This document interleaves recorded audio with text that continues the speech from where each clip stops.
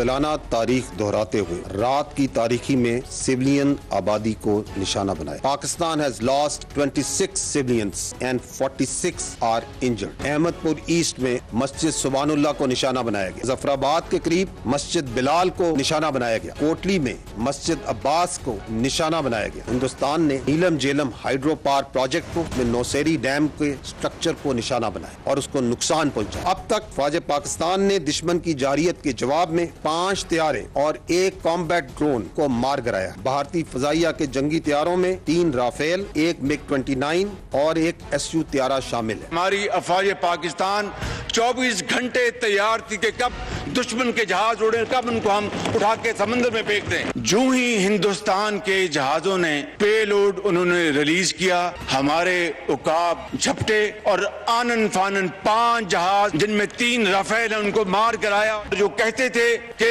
हिंदुस्तान ने पाकिस्तान को conventional warfare में बहुत पीछे छोड़ दिया है, कल रात को उनका होश ठिकाने आ गया है। इनके ये 5 जहाज गिराए हैं जैसे ये मच्छर थे जनाब स्पीकर, और ये और हमला करें और हम और इनके जहाज गिराएंगे। आपने पाकिस्तान के बेगुनाह शहरियों पे, हमारा बेगुनाह बच्चों पे हमला किया है। अब उनको तैयारी और हौसला रखना पड़ेगा, इसलिए पाकिस्तान का जवाब अब आना है। बिस्मिल्लाहिर्रहमानिर्रहीम। लाखों करोड़ों दरूद नबी अकरम सल्लल्लाहु अलैहि वसल्लम पर और उनकी आल पर। कल इंडिया ने अचानक पाकिस्तान के ऊपर हमला कर दिया और उसके जवाब में पाकिस्तान ने जो रद्द अमल जाहिर किया उसने पूरी दुनिया को हैरान कर दिया। और इंडिया के अंदर भी इस वक्त खौफ की सूरत हाल है, बल्कि दिल्ली के अंदर इस वक्त ब्लैकआउट है। और ये ब्लैकआउट क्यों हो रहा है ये तो जाहिर है आगे चल के आपके साथ बात भी करेंगे हम। मुझे लगता है कि इंडिया ने भी अब तैयारी कर ली, उसे पता है कि अब पाकिस्तान की तरफ से रिटेलिएशन मजीद होगी, तो अब वो अपने आप को बचाने की कोशिश कर रहे हैं। अब 3 सिनेरियोज हैं इस सारी सूरत-ए-हाल के बाद। पहला सिनेरियो तो ये है कि आज वज़ीर साहब ने अपने अफवाज पाकिस्तान को पूरा इख्तियार दे दिया है कि वो इंडिया के साथ अपना सिक्योर बराबर कर सकता है और अपना हिसाब चुकता कर सकता है। अब आर्मी या अफवाज पाकिस्तान क्या करेगी, ये एक सवाल है जो पूरी कौम इस वक्त जानना चाहती है। अब दोनों साइडें जो है कल रात की जो सूरत-ए-हाल उसमें अपनी अपनी विक्ट्री क्लेम कर रही हैं। कौन सी साइड ठीक है, कौन सी साइड गलत है, ये भी एक सवाल है। और आज लोग ये भी सुनना चाहते हैं, इसका जवाब भी सुनना चाहते हैं। और एक और आखिरी सवाल ये है कि क्या जंग खत्म हो गई है या फिर अब ये स्टार्ट हो रही है, और अगर ये स्टार्ट हो जाती है तो पूरे खित्ते की क्या सूरत हाल होगी। ये तीसरा सवाल है जो आज के शो में हम डिस्कस करेंगे। हमारे साथ तशरीफ रखते हैं major general retired Tariq Rashid Khan साहब, दफाई तजिया कार है। उनके साथ ब्रिगेडियर रिटायर वकार हसन साहब है। दोनों का ताल्लुक पाक फौज से है और ये इस वक्त क्योंकि पाक फौज महाज के ऊपर LOC के ऊपर लड़ रही है और कल हमारे शहीदों ने कमाल कर दिया, तो ये बताएंगे कि हमारी इस वक्त पॉलिसी क्या है। और प्रोग्राम के अगले हिस्से में सेनेटर अनवारुल हक काकड़ साहब हमारे साथ होंगे, साबिक निगरान वज़ीर आज़म है। जैसे ये फरमाइएगा कि जंग खत्म हो गई है या आपका ख्याल है कि यहां से अब स्टार्ट हो रही है? देखिए, जंग खत्म तो बिल्कुल आप कह सकते नहीं हुई, क्योंकि इंडिया ने जो करना था और जैसे वो कह रहा था कि हम पाकिस्तान पे और दहशतगर्द हमला करेंगे, वो तो उन्होंने कर दिया। और पाकिस्तान ने लेकिन जो हमला किया वो कर नहीं सके जो वो कहते रहे, पड़के मारते रहे। हम जो कहते रहे हमने वो कर दिखाया, ठीक है, बल्कि उससे ज्यादा दिखा दिया। और इस वक्त पाकिस्तान की पोजीशन जावेद भाई ये है कि पॉलिटिकली, साइकोलॉजिकली, मॉरली और मोरल पॉइंट ऑफ व्यू से पूरी कौम का मोरल एक बड़ी हाइट पे चला गया है। और उसी तरह से इंडिया का आप देखें कॉरस्पॉन्डिंगली तो उतना ज्यादा लोअर हुआ है और इंडिया आइसोलेट हुआ है।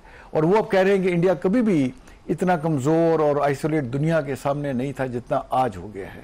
तो मोदी पे बड़ा प्रेशर है। जैसे आपने इंटरव्यू में बड़ा अच्छा कहा कि वहां ब्लैकआउट हो रहा है, हमारे यहाँ तो कहीं ब्लैकआउट नहीं हो रहा। हाँ, रात को भी लोग सड़कों पर फिर रहे थे और अल्लाह अकबर के नारे लगा रहे थे। और देखिए जो 5 जहाज वहां हुए हैं उसमें उनकी पूरी रेंज है, उसमें राफेल है और राफेल देखिए $300 मिलियन का जहाज है और उसमें इलेक्ट्रॉनिक वॉरफेयर का पूरा सिस्टम है। उसमें स्टेल्थ सिस्टम भी लगा हुआ है और साथ फिर वो Su-30 भी है और MiG-29 भी है। तीनों टॉप रेंज के उनके जहाज हैं। अब उन्हें समझ नहीं लग रही कि हमारे साथ हुआ क्या है। तो पाकिस्तान के पास इनिशिएटिव आ चुका है और पाकिस्तान ने, जैसे प्राइम मिनिस्टर साहब ने कहा कि हम अपने time and place of choosing पे रिस्पॉन्ड करेंगे। मेरा ख्याल है हमें थोड़ा सा वेट करना चाहिए, जल्दी नहीं करना चाहिए। दिन वेट करना चाहिए। और अब इसमें देखेंगे नहीं, हफ्ते बहुत ज्यादा है। ये बात तो दिनों में होगी कि अगर इंडिया इस पे क्या बैक ट्रैक करता है कि नहीं करता। इंडिया जो दुनिया की बड़ी ताकत है, जैसे अमेरिका है, उसने कह तो दिया कि शेम ऑन यू, अब वो 6 मंजूर करके बाकी आगे क्या करते हैं, उनको लगाम डालते हैं। और जिस तरह से इन्होंने जुल्म और बर्बरीत के पहाड़ कश्मीर में तोड़ रहे हैं, मतलब उसके मल्टीपल ऑब्जेक्टिव थे ना जो उन्होंने पहलगाम में किया। और आज 16वां दिन है जावेद साहब, देखें कोई सबूत नहीं दिया। पूरी दुनिया इनसे सबूत मांग रही है और दुनिया इनसे कह रही है कि भाई आप बताएं।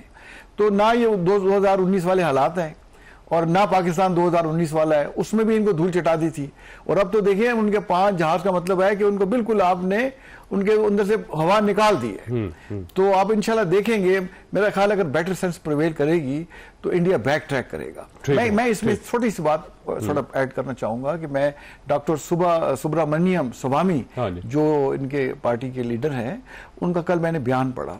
उन्होंने कहा कि हम इस पोजीशन में नहीं है कि पाकिस्तान पे हमला कर सके, और रात को हमला कर दिया। तो उन्होंने साथ ये ऐड किया कि हमें चाइना ने इस तरह से बड़ा क्लियर मैसेज मिला है कि अगर पाकिस्तान के ऊपर आपने जंग मुसल्लत करी तो हम पाकिस्तान के साथ हैं। तो उन्होंने कहा ऑलरेडी कश्मीर में उन्होंने हमारे 2000 स्क्वायर किलोमीटर पे कब्जा कर लिया था, तो पाकिस्तान कश्मीर और पाकिस्तान से मिलकर इंडिया जंग नहीं कर सकता, हम इस पोजीशन में नहीं है। बहरहाल उनको कोई गलत फहमी थी, और ऐसी गलत फहमी थी कि अब उनको समझ नहीं आ रही कि हम किस पाकिस्तान से कैसे फेस करें और दुनिया को कैसे फेस करें। ठीक हो, ब्रिगेडियर साहब आपकी तरफ आना। सर देखिए, एक ख्याल है और ये तासुर है पाकिस्तान के अंदर, और डिबेट चल रही है कि इंडिया ने हमला किया, हमने उसका जवाब रात को दे दिया, बल्कि ज्यादा फोर्सफुली जवाब दे दिया, तो अब हमें मजीद आगे नहीं बढ़ना चाहिए, और अगर हम मजीद आगे बढ़ेंगे तो फिर ये जंग फैल जाएगी। तो ये किस हद तक दुरुस्त है? आप समझते हैं कि अभी पाकिस्तान का बदला पूरा नहीं हुआ और पाकिस्तान को अपनी टर्न जो है वो लेनी चाहिए, अपनी पारी लेनी चाहिए? जी, मेरा अपना, थैंक यू वेरी मच, अपना एक ओपिनियन है and I very strongly believe, तो we are in a state of war. अब ये नहीं है कि जंग में धकेल रहा है या जंग शुरू होने वाली, we are in a state of war. ये रजिस्टर कर लें, इसकी हैसियत क्या होगी आपको आई थिंक समझ आ गई। दूसरा, थोड़ा सा जो थर्ड न्यूक्लियर एज में हम आ गए, तो बड़ी रिसर्च हुई और उसमें ऐड किया गया कि अगर कोई पागल शख्स के पास आ जाता है, जैसा मूडी है, जो क्रेजी किस्म का popular, then become very very dangerous, because destructive technologies आ गई हैं, ड्रोन है, मिसाइल, जिनमें समझता है कि वो अचीव कर सकता है। स्पेशली 2 न्यूक्लियर पावर के दरमियान एक बहुत बड़ा क्राइसिस क्रिएट हो सकता है। लेकिन ये चीजें हो रही हैं। रशिया यूक्रेन वॉर में 2 तरफ न्यूक्लियर पावर्स हैं, नेटो है और एक तरफ रशियन है, और लड़ाई हो रही है और 1.5 साल से हो रही है। इसका मतलब एक प्रेसिडेंट सेट हो गया कि कन्वेंशनल जो है लेट्स से स्पेस है, कम से कम एक साइड समझ। तो इस चीज को एक तो रजिस्टर का। दूसरा, आई फील के भारत ने जो है डिस्पाइट हमने बहुत जबरदस्त जवाब दिया और आई थिंक उसका सारा दिन बात होती रही कि दान खट्टे कर दी, लेकिन आपकी 2 चीजें ब्रीच हुई हैं, international border and number 2 is your nuclear deterrence, उसको डेंट किया है। और जब तक ये एस्टेब्लिश नहीं होती, ये फिर प्रेसिडेंस बन जाएगा। मेरे ख्याल में जो फॉर्मूला हो रहा है डिस्कस के, एस्केलेट टू डी एस्केलेट, आपने अभी जो एक्सरसाइज हो रही थी, उसका नाम था hammer shield, to precisely cut it. Shield अभी आपने इस्तेमाल किया, उसका इम्पैक्ट नजर आया, शील्ड का सिर्फ, हैमर अभी बाकी है। और हैमर मीन के अभी आपने लिटरली मोदी का सर तोड़ना है टू क्रिएट डिटरेंस। सो मेरे ख्याल में we have to have a response which is disproportionate, which is spectacular, और एक दफा पूरी दुनिया को नजर आए। तो उसके बगैर, और इसमें I think even water works पे भी अटैक किया जा सकता है, और शायद इसी तरीके से मोदी को और आरएसएस को आप समझा सकते हैं और एक परमानेंट डिटरेंस एस्टैब्लिश कर सकते हैं। मेरे ख्याल में उस तरफ जाना चाहिए। अच्छा वकार साहब, ये फरमाइएगा सर, ये कहा जा रहा है कि आज की रात इंपॉर्टेंट है या मैक्सिमम कल तक पाकिस्तान के पास टाइम है, क्योंकि अब इंटरनेशनल जो सालस हैं वो दरमियान में आ रहे हैं, मुल्क दरमियान में आ रहे हैं। जब वो इंडिया और पाकिस्तान दोनों को बिठा देगा तो फिर जाहिर है हम अपना बदला नहीं ले सकेंगे। तो बदला अगर हमने लेना है तो ये जो ग्रे टाइम है उसी के अंदर लेना है, क्योंकि आज की रात या कल की रात, उसके बाद जब इंटरनेशनल फोर्सेज आ जाएंगी तो फिर ये मुमकिन नहीं रहेगा पाकिस्तान के लिए। मेरे ख्याल में इसमें चूंकि इख्तियार दे दिया गया मिलिट्री को, और इसमें आई थिंक जो वॉर गेमिंग होती है तो कॉन्टिन्यूस प्रोसेस, ये तो शायद 5 साल पहले भी सिनेरियो डिस्कस हुए थे और 2019 के बाद इसको फाइन ट्यून किया गया है। लोग कहते हैं कि हमारे ऑर्डर्स जेबों में होते हैं, जो ऑपरेशनल कमांडर ने हायर लेवल, ये विद इन, आपने देखा ये रिस्पॉन्स बड़ा डिफरेंट था, स्विफ्ट रिटॉर्ट की बजाय विद इन मिनट्स आ गया। तो एक तो ये है कि इसमें कैलकुलेट करना है मिलिट्री, बिकॉज आपका एक रिस्पॉन्स और एक काउंटर रिस्पॉन्स एक्सपेक्टेड है कि क्या इंडिया फौरन शुरू कर देगा और शूटिंग बहुत शुरू हो जाएगी, तो आपने सारे जो है फिर मूवमेंट ऑफ फोर्सेस देखनी है। तो थोड़ा सा आई थिंक उसमें let it the military decide. मैं हमेशा कहता हूँ कि ना तो ये फुटबॉल मैच है और ना ये लेट्स से 2020 है कि जो उन्होंने चौका लगा दिया तो आपने भी छक्का लगाना है। तो उसमें आई थिंक सारा कैलकुलेट किया जाएगा, but the thing is response must come. वो अगले लेट्स से 6 घंटे में आता है, अगले 12 घंटे में आता है, 48 घंटे में आता है, 72 घंटे में आता है। अब बिकॉज आपने काफी चीजें में, भारत इस वक्त वीक है, क्योंकि एयरफोर्स को एक बहुत बड़ा धचका लगा, उसका जो प्राइड था उसको खाक में मिलाया गया, मॉरली डिग्रेडेड है। आई हैव नॉट सीन, मैंने LOC पे रहा हूँ, जन तारिक मेरे उस्ताद ही हैं कि LOC पे मैंने नहीं देखा कि 6 पोस्टों से व्हाइट फ्लैग निकल आए। व्हाइट फ्लैग का मतलब है कि यार हमारी बस हो गई, हमें अपने जख्मी उठाने ने। तो this the kind of demoralisation in the land forces. बाकी मैरीटाइम फ्रंट है, उस पर देखना है क्या होता है। मेरे ख्याल में दिस इज द टाइम पे यू हैव मॉरल एसेंडेंसी, टेक्नोलॉजिकली भी आपकी ऑलमोस्ट पैरिटी है, और अल्लाह के फजल से पाकिस्तानी पायलट्स और बैटल हार्डन फौज है, ये कर गुजरे। और जो भी है टाइम फ्रेम उन्होंने सिलेक्ट किया हुआ है, the thing is we have to do it. जी ठीक हो गया। मैंने जैन साहब आपके पास सवाल छोड़ के जा रहा हूं कि पाकिस्तान मैक्सिमम क्या कर सकता है, ये क्योंकि आप पूरी जिंदगी आपकी फौज में गुजरी है, आप इंडिया को भी अच्छी तरह अंडरस्टैंड करते हैं और पाकिस्तान फौज को भी, तो पाकिस्तान मैक्सिमम कहां तक जा सकता है? छोटी सी ब्रेक, और ब्रेक के बाद दोबारा जरूरत प्रोग्राम में दोबारा खुश आमदीद। जैसे ये फरमाइएगा पाकिस्तान मैक्सिमम क्या कर सकता है और मिनिमम क्या कर सकता है? देखिए, पाकिस्तान तो बहुत कुछ कर सकता है, और हमने इंडिया से बदले भी चुकाने हैं। हमने उनसे ईस्ट पाकिस्तान का भी बदला लेना है, और हमने कश्मीर का भी उनसे बदला लेना है, और कश्मीर ने पाकिस्तान बनना है, और खालिस्तान ने भी इंडिया से अलहदा होना है। तो हम ये वॉर गेमिंग में इस चीज़ें करते रहे अपनी सर्विस को दौरान। देखिए, पाकिस्तान जो है वो इंडिया के जो ब्रिजेस हैं, जो लाइन ऑफ कम्युनिकेशन गुरदासपुर से और माधोपुर से, कठुआ सांबा से आगे अखनूर से होती हुई श्रीनगर वैली में मिलती है, उस पर अगर हम एक ब्रिज भी उड़ा दें तो कश्मीर की 90% जो है कम्युनिकेशन, लॉजिस्टिक, सपोर्ट इसी रूट से जा रही है, और कोई रूट है ही नहीं। जो लेह मनाली का रूट है वो सारा साल खुला भी नहीं रहता, और वहां से 5-10% रूट पे जाती है। तो आप कश्मीर को किसी वक्त भी काट सकते हैं। ठीक है, आप अपनी एयरफोर्स से भी काट सकते हैं, और अपनी एयरफोर्स के साथ अगर आप ग्राउंड ऑफेंसिव लॉन्च करें तो सियालकोट सेक्टर में ऐसी जगह हैं जहां से 15 से 20 किलोमीटर के फासले से लाइन ऑफ कंट्रोल गुजर रही है। तो छम की बात कर रहे हैं आप? छम की भी कर रहा हूं, और यहां से जो नारोवाल सेक्टर से भी बात कर रहा हूं। सीधे आप जाके उसमें माधोपुर पे जा सकते हैं वहां से। तो अगर आपने एक भी ब्रिज उसमें उड़ा दिया और यहां से ग्राउंड ऑफेंसिव लॉन्च करके उसको लिंकअप कर लिया, तो कश्मीर हमेशा हमेशा के लिए इंडिया से कट जाएगा। दूसरा, उसमें जो है रावी ब्यास कॉरिडोर में जैसे हम बात करते हैं कॉरिडोर्स के हिसाब से, तो उसमें देखिए सिख तो उनके साथ है ही नहीं अमृतसर में, और सिख अगर साथ आपके मिल गए तो खालिस्तान और कश्मीर को तो आपने एक हल्ले में आजाद करवा लिया। और तमिल उनसे खुद ही अलहदा होना चाहते हैं, 7 ईस्टर्न स्टेट अलहदा होना चाहती हैं। तो इसलिए पाकिस्तान के पास मौका तो बड़ा ही है, बट पाकिस्तान एक रिस्पॉन्सिबल मुल्क है, वो इंटरनेशनल कम्युनिटी के साथ चलना चाहता है। और एक जो और चीज ऐड करूं कि उन्होंने हमारे देखिए नीलम झेलम हाइड्रो प्रोजेक्ट पे उसके ऊपर शेलिंग की। अब ये हमारे पास बड़ा एक कैसे जैसे हम कहते हैं अपनी प्रोफेशनल टर्म में, एक बड़ा जेन्युइन एक रीजन आ गया है कि आपने हमारे अटैक किया और आप डैमों की बात कर रहे हैं, तो हम उनके किसी डैम को खड़का दें, किसी पे भी जो है, जो कहते हैं पानी बंद कर देंगे ताकि हिसाब अभी से चुका दे और किसी शक में न रहे। तो पाकिस्तान की ऑप्शन जो है, जैसे मैंने कहा, एक पुल से उड़ाने से लेके और पूरे कश्मीर को कट ऑफ करने तक सारी हमारे पास है, और न्यूक्लियर ऑप्शन तो रहती है। देखिए, पाकिस्तान जैसे हमारे पॉलिटिकल लीडर्स ने कहा और चीफ ऑफ आर्मी स्टाफ ने जो कहा था कन्वेंशन सेंटर में कि हमने कुछ चूड़ियां पहनी हुई है, ये मतलब जो है 24 करोड़ अवाम का मुल्क है, और मैं ये समझता हूं कि 24 करोड़ सोल्जर हैं, आप इनका मुराल तो देखें।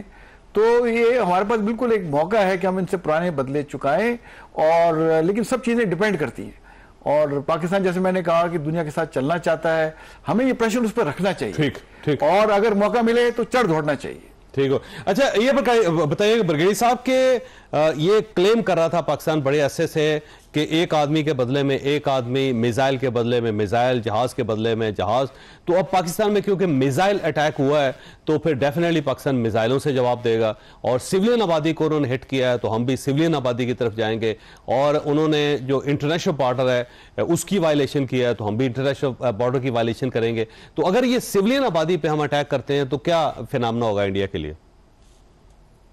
जैसे हमारे पास बहुत ज्यादा ऑल्टरनेट ऑप्शन है। मसलन हमें पता है BLA के कहाँ पे कैंप्स हैं, काफी राजस्थान में, फिर आप नीचे चले जाएं भुज राज उनके, फिर उसके बाद एक line of forward air bases है जहां से स्ट्राइक हुई है, और एक आई थिंक हिंट दिया गया था कि जहां से फिर अटैक होगा तो जरूरी नहीं होता कि आपने बिल्कुल मक्खी में मक्खी मारनी है।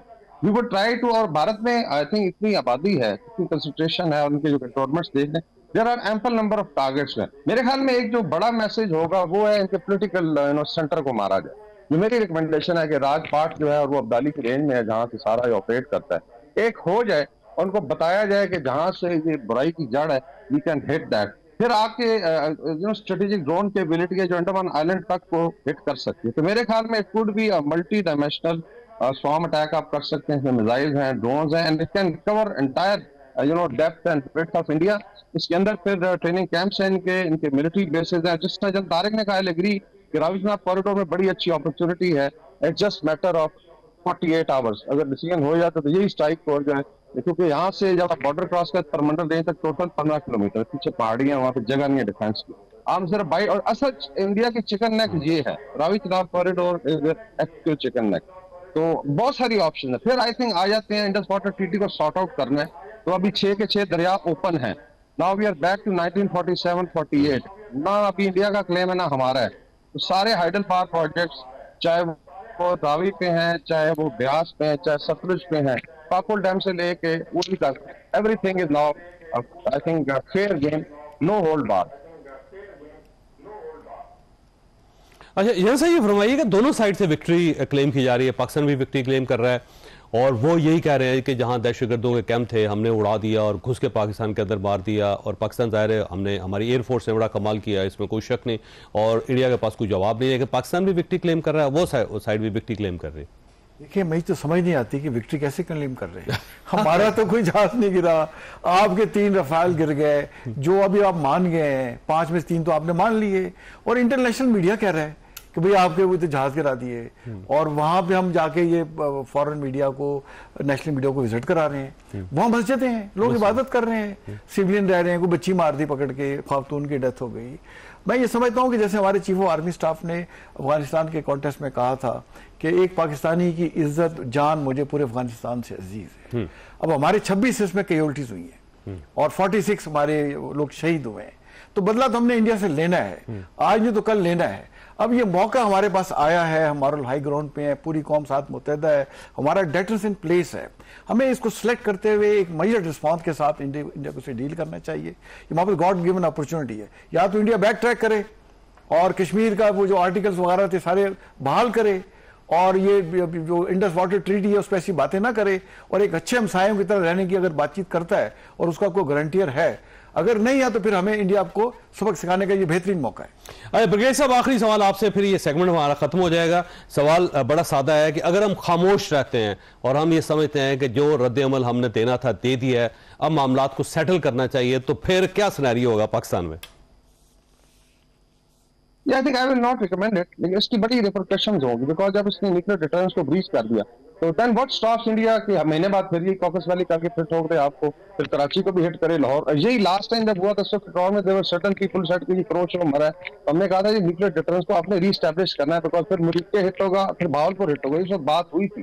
तो आप नहीं करते तो महीने बाद एक और अटैक हो सकता है, then you have another thing coming, तो फिर क्या करेंगे? तो that's why it is said कि एस्केलेट टू डी एस्केलेट। ये मोदी का दिमाग तब ठीक होगा जब आप ये करेंगे, एंड आई एम श्योर अल्लाह ताला करेगा, अल्लाह ताला फतेह याब करेगा, जिस तरह से पहले किया है। कि भारत को आई थिंक सारे स्कोर सेटल करने का टाइम है इस वक्त, militarily, morally, and we are very strong technologically. ये बड़ा यूनिक मौका होगा कि इसको टोटल जो है आई थिंक डिफीट करके सबक सिखाया जाए। Otherwise I think we will have very serious problem in the very near future.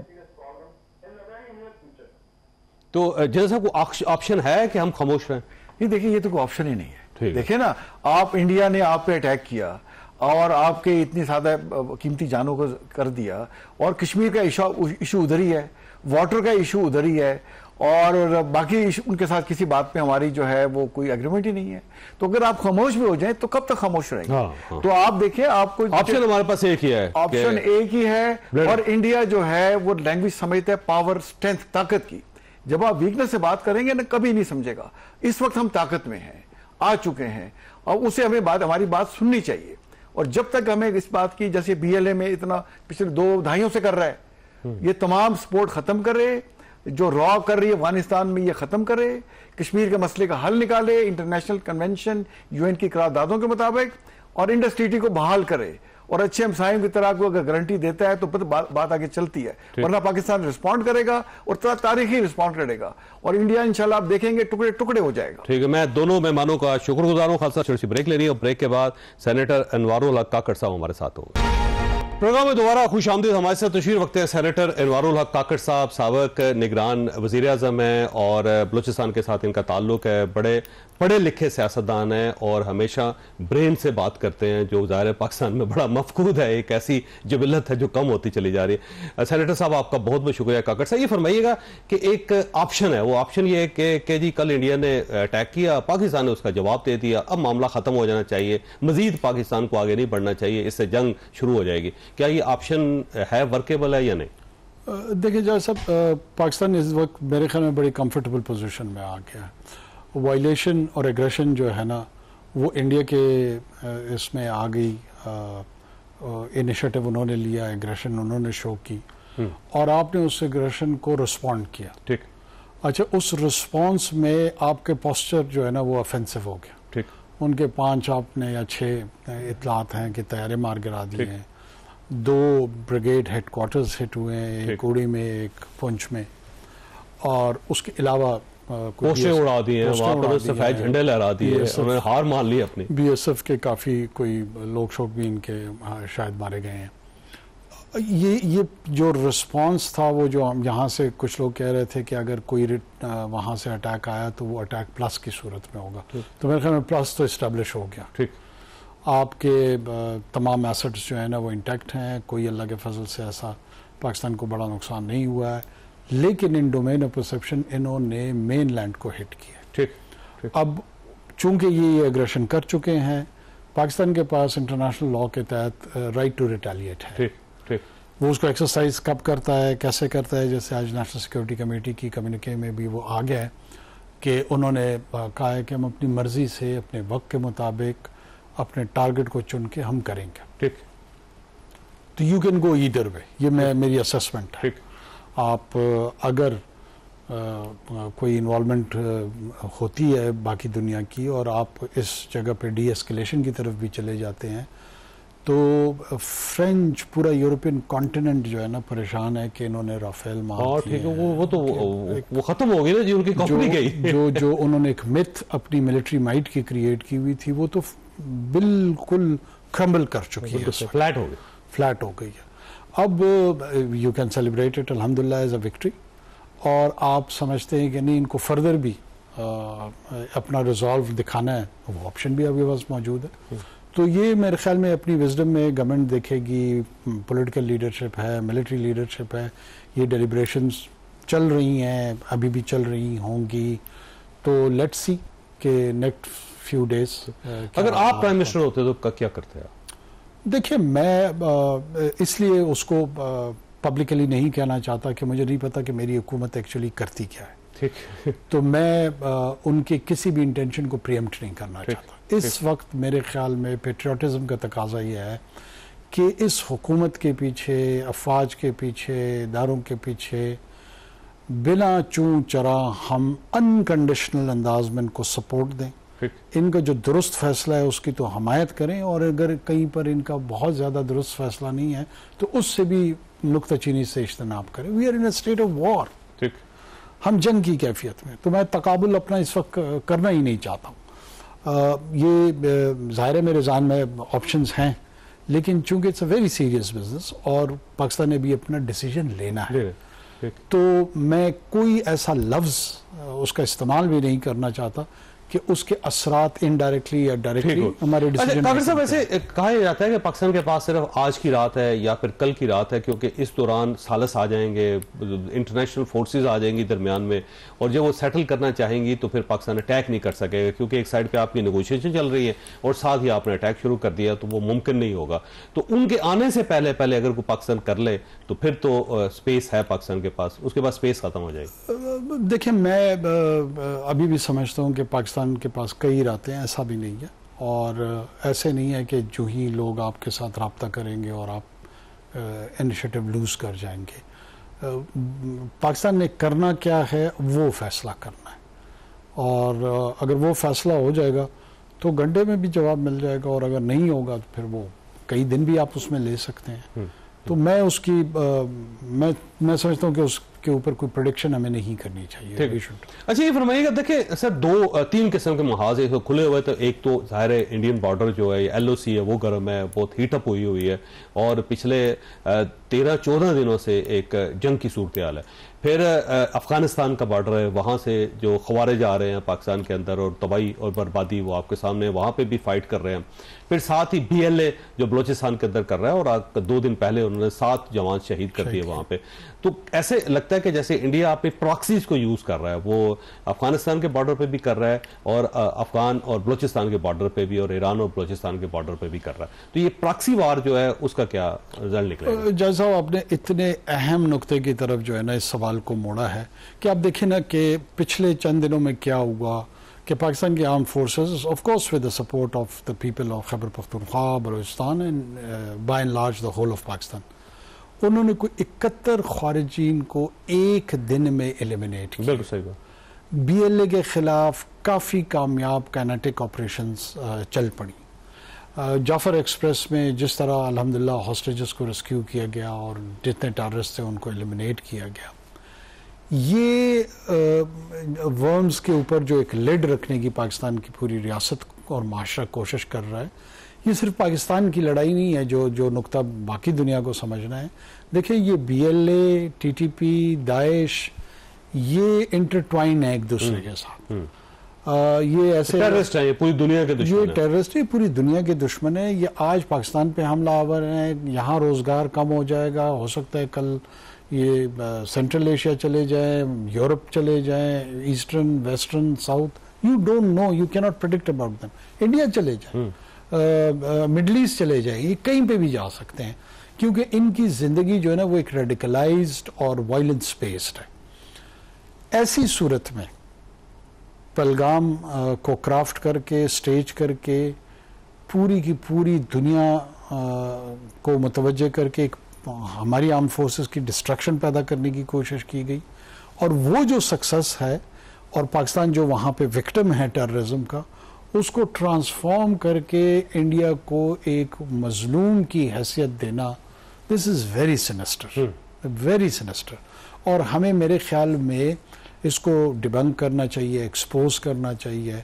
और ये जंग जो है ना महज इन 5 दिनों में, 10 दिनों में इंटरनेशनल कम्युनिटी आए नहीं आए, that needs to be seen. ज़ाहिर है कुछ ना कुछ इस तरह तो दुनिया आराम से नहीं सोएगी, लेकिन ये जो थ्रेट हिंदुत्व की पॉलिटिकल आइडियोलॉजी के तहत न सिर्फ पाकिस्तान बल्कि पूरे रीजन को है, हमें एक जोहद मुसलसल के तहत, whole of the nation approach के तहत इसको टेक ऑन करना होगा। और जो मकरू किरदार इनका टेररिस्ट आउटफिट्स को देखिए, उनके मेन स्ट्रीम मीडिया में, टेलीविजन चैनल्स पे बैठ के उनके लोग खुल्लम खुल्ला कह रहे हैं, चढ़ दौड़े और घुस जाएं और मार दें, चढ़ दौड़े, मारे, तोड़ दें, बर्बाद कर दें और 4 हिस्से बना दें, बलोच सेपरेटिस्ट को सपोर्ट करें, TTP को सपोर्ट करें। उन्हें दे नो क्वाम्स, उन्हें कोई हया नहीं आ रही इस बात से। और इसी बैकग्राउंड में वो हमें कह रहे हैं कि ये टेररिज्म को एज अ टूल अप्लाई कर रहे हैं। मतलब this is the most surprising aspect. खुद एडमिट कर रहे हैं, ये वो रियासत है जिसको पिछले साल पाकिस्तान ने एक्यूज नहीं किया, चार्ज नहीं किया, कनाडा ने किया, तो अमेरिका ने किया। अमेरिका ने उसको एक डिसिडेंट को वो कत्ल करने की जो उन्होंने कोशिश की, उसको प्रीएम्प्ट करके इनको सेंश्योर किया कि हमारी जमीन पे इस तरह की हरकत की तो देयर वुड बी कॉन्सिक्वेंसेस। आप 1971 उससे पहले भी देख लें, इन्होंने रेफ्यूजीज के गाँव में वाली ईस्ट पाकिस्तान में मुक्तिबानी की ट्रेनिंग कराई, फिर हमलावर हुए, फिर पाकिस्तान को 2 लख्त करने में किरदार अदा किया। टेररिज्म का चार्ज हम पे। प्रॉब्लम ये है कि मेरे ख्याल में हमारी नेशनल साइकी में कहीं हम कंसीड कर गए हैं कि जैसे पाकिस्तान खुदा न ख्वास्ता एक विलन कैरेक्टर है और हिंदुस्तान जो है ना वो हीरोइक कैरेक्टर है। दर हकीकत हिंदुस्तान ही खित्ते का सबसे बड़ा विलन है, और इस विलन का चेहरा में बेनकाब करना चाहिए, बार बार इसका तस्करा करना चाहिए, हर फोरम पे करना चाहिए। हमें किसी सूरत इनको जो है ना अब ये लीनियंसी का जो मुजाहरा है या एक्सक्यूजेज हैं वो इनको फराहम नहीं करने चाहिए। खसूसी तौर पर बलूचिस्तान में, खैबर पख्तूनख्वा में, और आप और भी कई जगहों पे इनके सिग्नेचर्स देखेंगे। कबीर साहब, मैंने ब्रेक लेनी है, सवाल आपके पास छोड़ के जा रहा हूँ कि BLA के साथ पाकिस्तान को क्या करना चाहिए। छोटी सी ब्रेक को, ब्रेक है वो दोबारा जरूर प्रोग्राम में दोबारा खुश आमदीद। काकर साहब फरमाइएगा, BLA के साथ पाकिस्तान को क्या सलूक करना चाहिए और क्या इस इशू को सॉल्व किया जा सकता है या नहीं? देखें, टेररिस्ट आउटफिट्स के लिए पूरी दुनिया में अब एक कंसेंसस बनता जा रहा है। वायलेंस का इस्तेमाल जो लोग करते हैं, चाहे वो इनवर्डली किसी रियासत के अंदर उठाते या किसी रियासत से बाहर टेररिज्म के टूल को अप्लाई करते हैं, उनको जो कंसेंसस डेवलप हो रहा है वो ये है कि kinetics is one of the most important part कि वो आप उनके खिलाफ इस्तेमाल करें। और साथ साथ में ज़ाहिर है एक होलिस्टिक अप्रोच की भी ज़रूरत होती है। उसमें जो सोशल डेवलपमेंट का आस्पेक्ट है, उसमें जो पॉलिटिकल गवर्नेंस के जो चैलेंजेस होते हैं, उसमें गवर्नेंस में करप्शन से लेके सर्विस डिलीवरी तक, ये तमाम चैलेंजेस आपको आते हैं। और उन चैलेंजेस को आप रिस्पॉन्ड करते हुए जो न्यूक्लियस है, जो सेंट्रल थीम है काइनेटिक्स की, उसको कतन अंडरमाइन नहीं कर सकते। हम अपने अगर कहीं पर सेफ हेवंस टेररिस्ट को अलाउ नहीं कर सकते हैं किसी मुल्क से बाहर किसी दूसरी सरजमीन पे, तो अपनी सरजमीन पे हम कैसे सेफ हेवंस दे सकते हैं पहाड़ों में? ऑपरेशन के अलावा ऑप्शन कोई नहीं। Not military operation, it should be smart kinetic operation. वो मिलिट्री का डिसीजन है कि वो अपने किन आर्म्स को इस्तेमाल करती है, वो ऑपरेशंस को किस एंगल से देखती है। Could be something with the special forces, कुछ could be intelligence based mixture of special forces. वो आपको बलूचिस्तान में कुछ होता हुआ नजर आ रहा है स्टेट की तरफ से कि वाकई अब वो BLA को सीरियस ले रही है? मुझे बिल्कुल संजीदगी इसमें नजर आ रही है। और खसूसी तौर पे Jaffar express was at watershed moment. Jaffar express ने जो लोग इसको किसी मुख्तलिफ जाविये से देख भी रहे थे, मेरे ख्याल में उनकी भी दुरुस्तगी हो गई। और अब हिंदुस्तान ने जो कुछ किया है, जैसे ही मैंने कहा आप मैनेजमेंट और कंट्रोल की तरफ जा रहे हैं और हिंदुस्तान यहाँ से ईस्ट को वो करके गर्म कर रहा, हॉट अप करके जो है ना, जो इंटेंट है उसकी towards the proxies and state structure of Pakistan, वो तो बिल्कुल आया होंगे। इनकी लिंकेज जो है ना वो सर्कमस्टेंशियल एविडेंस में किसी भी कॉमन सेंस रखने वाले शख्स को समझ आती है। BLA के कैंप्स कहाँ पे हैं जी? अगर वो ज़ाहिर है अगर कोई एक मूवमेंट चल रही है इस टाइप की टेररिस्ट मूवमेंट चल रही है, तो उनके कैंप्स होंगे, उनके सहूलतकार होंगे, उनको पैसा दिया जा रहा होगा, ट्रेनिंग दी जा रही है। अफगानिस्तान में भी मौजूद हैं, वो ईरान में भी मौजूद हैं, BLF के लड़के हैं उनके। वो हमारे जो ज़ाहिर बड़ा चैलेंजिंग टेरेन है, हमारे अपने जो पहाड़ी सिलसिले हैं, उधर भी उनके कैंप्स मौजूद हैं। तो ये स्प्रेड आउट है। नहीं, पाकिस्तान के अंदर भी कैंप्स हैं? जी बिल्कुल, हमारे अपने पहाड़ी जो सिलसिले हैं वहाँ पर भी हैं। तो स्टेट को पता नहीं है इसका? देखिए, मैं ये जब मुझे पता है तो ज़्यादा स्टेट को भी पता है, ऐसा नहीं है कि नहीं पता। बहुत सारी ऐसी जो ऑपरेशनल डिटेल्स होती हैं, जो चैलेंजेस होती हैं, उस पर पब्लिक डोमेन में बाज़ों का बहुत डिटेल गुफ्तगू नहीं होती है। लेकिन ये एक ऐसी चीज़ है where the state operators is savvy, उन्हें इदराक है इस चीज़ का। इंडियन फंडेड है ये, और भारत से कोई दो राय नहीं इसमें। हमारे पास पूरी इंटेलिजेंस पिक्चर मौजूद है। हमारे पास जो रॉक है, कुलभूषण का पकड़ा जाना तो एक वाक़या है। हमारी इंटेलिजेंस आउटफिट्स के पास इनकी कॉन्वर्सेशंस विद देयर हैंडलर्स जो कि इंडियंस हैं, रॉ के एम्प्लॉइज़ हैं, वो डॉसियर एक आपको याद होगा यूसुफ रज़ा गिलानी साहब ने जो है ना मनमोहन सिंह साहब को दिया, तो उस डॉसियर में 2010-11 से ये तमाम चीज़ें हम इनके साथ शेयर कर रहे हैं। उन्होंने कुछ किया नहीं, बल्कि और वो इन्वेस्टमेंट बढ़ा थी। ये हमारी तरफ ये इल्ज़ाम लगाते हैं कि जी इन्होंने कोई कार्रवाई किसी के खिलाफ, किसी आउटफिट के खिलाफ नहीं की। हमने तो कार्रवाई की नहीं की, वो भी इस्टेब्लिश हो सकती है।